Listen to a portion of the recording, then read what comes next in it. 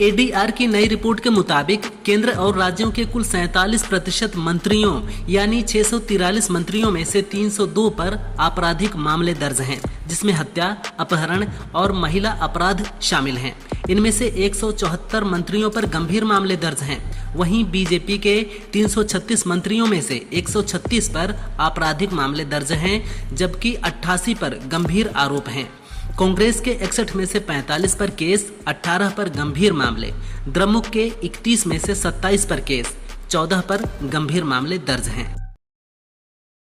अमेरिकी राष्ट्रपति ट्रंप ने यूरोपीय नेताओं से रूसी तेल खरीद पर तत्काल रोक लगाने की अपील की है। उन्होंने यूक्रेन युद्ध के दौरान रूस को वित्तीय सहायता रोकने की आवश्यकता पर जोर दिया।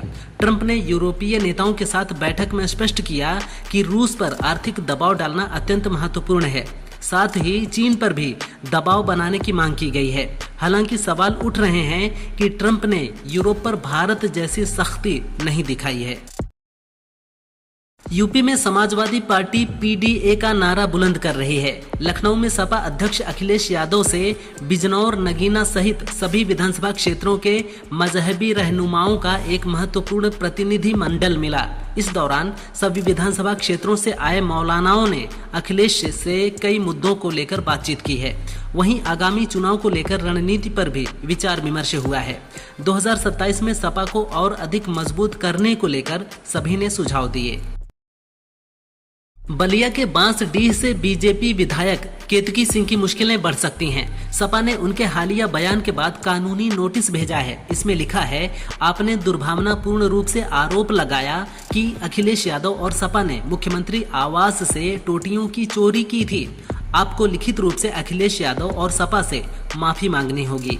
ऐसा नहीं करने पर मानहानि का केस दर्ज कराया जाएगा और 5 करोड़ रुपए हर्जाना मांगा जाएगा।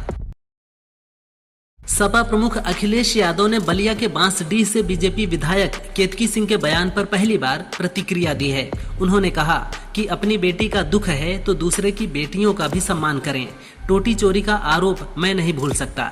एक अखबार ने स्टिंग किया। बता दें कि केतकी सिंह ने कुछ दिन पहले कहा था, अखिलेश जी जो मुख्यमंत्री आवास से टोटी ले गए थे वो लौटा दीजिए।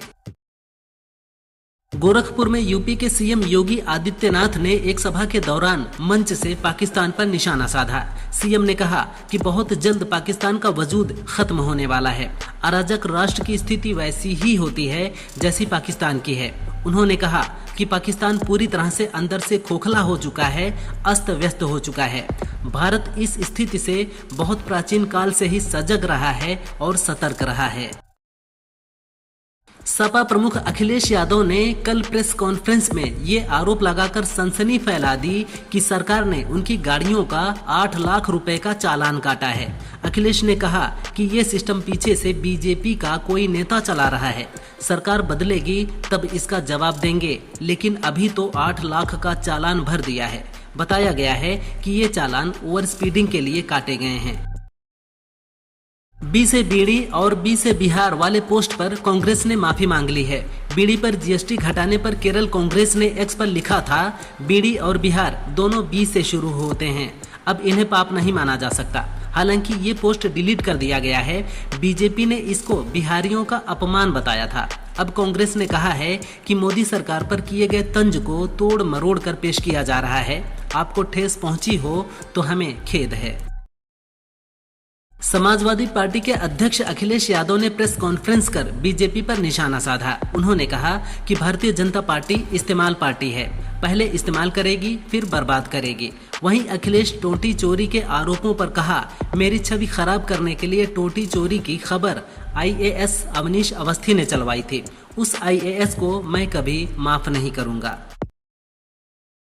पश्चिम बंगाल में फिल्म द बंगाल फाइल्स का जमकर विरोध हो रहा है। इस बीच फिल्म के प्रोड्यूसर अभिषेक अग्रवाल ने कहा, अब तो धमकियों की आदत हो गई है, लेकिन हम सच्चाई दिखाने से नहीं डरते हैं। क्या अपने ही भाइयों का दर्द दिखाना समाज में दरार डालना है? कश्मीरियों की पीड़ा पर कोई बात नहीं करना चाहता, लेकिन हमने सच्चाई दिखाई। शायद भगवान ने ही मुझे ये काम सौंपा है कि मैं सच्चाई सबके सामने लाऊं। कर्नाटक के मैसूर में एक कार्यक्रम में सीएम सिद्धारमैया ने राष्ट्रपति द्रौपदी मुर्मू से पूछा था कि क्या आपको कन्नड़ आती है। इस पर राजनीति शुरू हो गई है। बीजेपी प्रदेश अध्यक्ष बीवाई विजयेंद्र ने कहा, सिद्धारमैया की टिप्पणी अहंकार, अपमानजनक और राजनीतिक दिखावे से भरी है। कन्नड़ हमारा गौरव है, लेकिन एक भाषा को एकजुट करना चाहिए, न कि इसे कभी भी दूसरों को नीचा दिखाने के साधन के रूप में इस्तेमाल किया जाना चाहिए।